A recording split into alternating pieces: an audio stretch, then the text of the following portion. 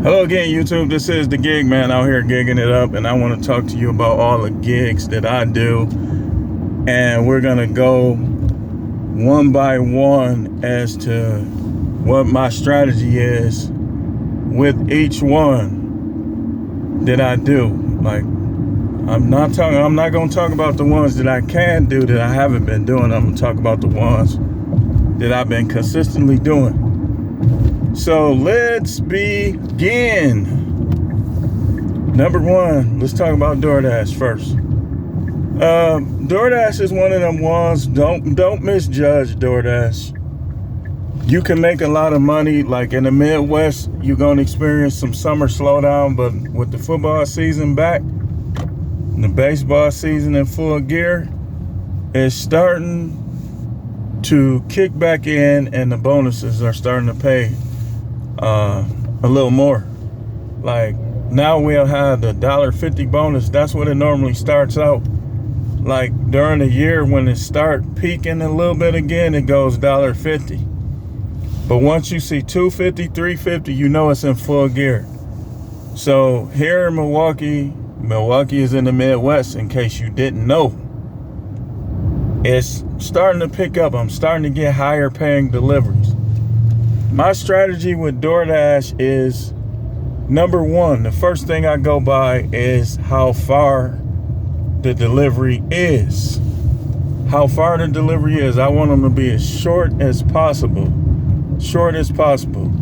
So that's the first thing I go by, is how far it says on the app the delivery is. The second thing is, how far am I from the pickup? How far am I from the pickup? So mileage is first with me, because I noticed that ever since I've been putting mileage first, I've been able in my area to get more deliveries done and higher paying deliveries. The next thing I go by is the workers. My hot spot where I'm at, where I like to post up at, that whole strip and that whole area is nothing but good workers. All colors too, black, white, Latino, they just good workers. Like where I be at, those people work and they do a good job. They're not perfect. Every now and then things go wrong. But for the most part, that area where I cherry pick from is good workers. So I go by the workers. Like, do they work? Do they be in there playing? Do things go wrong with the deliveries? Where I'm at, the main one that goes wrong sometimes is Wingstop, and that's normally at a certain time. So I don't get mad at them, because if I'm dumb enough to take a Wingstop order at 7 o'clock at night, then that's my own fault. Because normally I don't like to take them past 5 o'clock, because I know once you get past 5 o'clock, they're going to be too busy and it's not going to go right. Like, I almost got into it with one of them the other day because I'm waiting and the person says, oh, well, it's coming up. 10 minutes later, they say, oh, well, we'll have your order. So, you know, you got to get to know these workers, man. The next thing I go by is how much it pays. Now, normally, notice mileage came before that.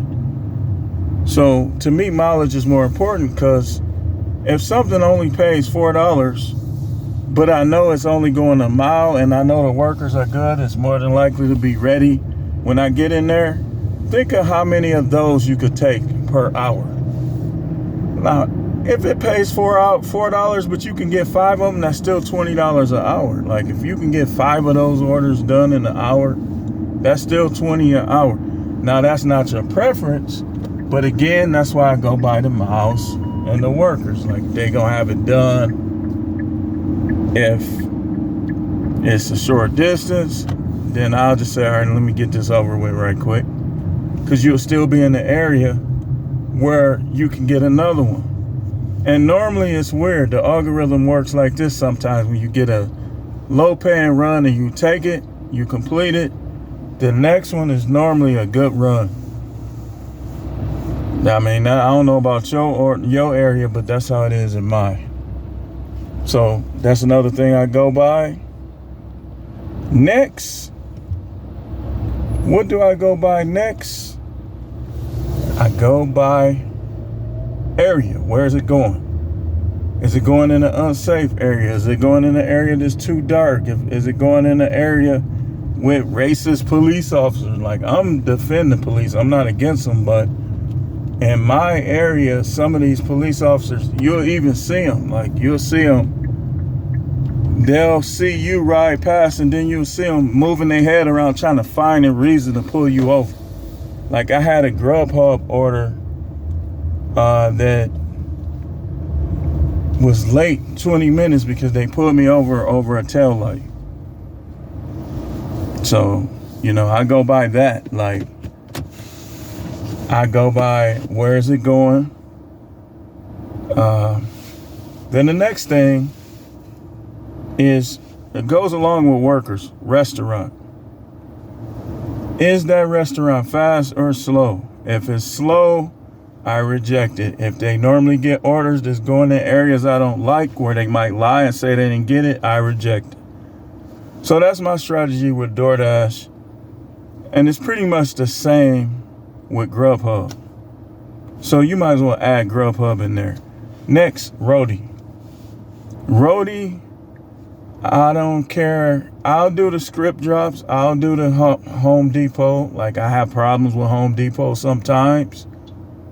But as long as it's going close, and here's the thing with roadie. Roadie gives you a lot of time, and you could just call them and be like, hey, I'm running a little late. And you can keep that order and go do something else like DoorDash, Grubhub, Instacart. And you multi-app and you actually getting something out of it. Because see, this gig, I ain't listening to none of y'all. You could make a lot of money with gig. Gig is better than a job. All you have to worry about, like, is just get your benefits. You here in Wisconsin, you can get free benefits. You can get Badger Care.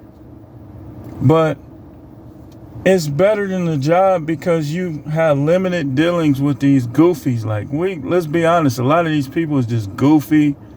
They act a fool at work. You don't want to be around them too much if possible. So next is Instacart. Instacart, my strategy is, one more thing with DoorDash. So with DoorDash, I prefer, and I'm getting to DoorDash now, I'm just going to let it ride because I'm talking. With DoorDash, I prefer to do the restaurant pickups. But the Target grocery pickups usually are very good paying orders. And they hard to reject. Because like I had a Target order, 28 items, $35. Originally it was going to the hood, but then I was happy because she changed it to her job, which is in the suburbs, and I just helped her put the stuff in her car for after when she left to go home from work.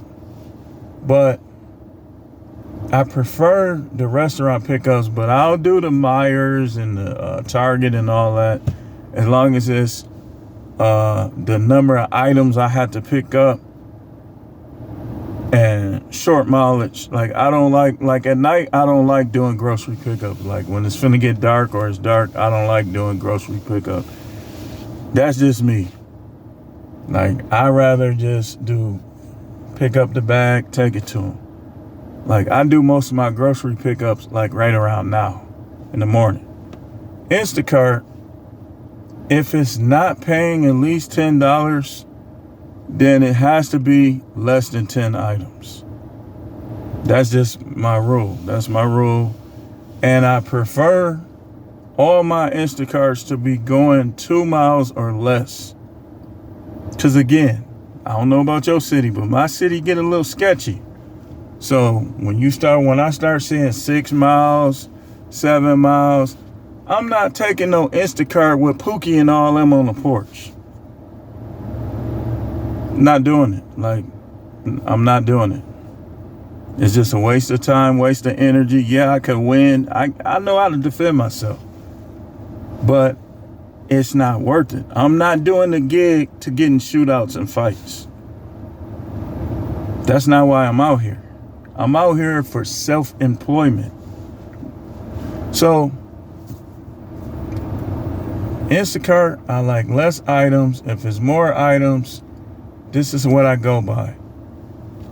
If it's more than 20 items, it has to pay more than $15.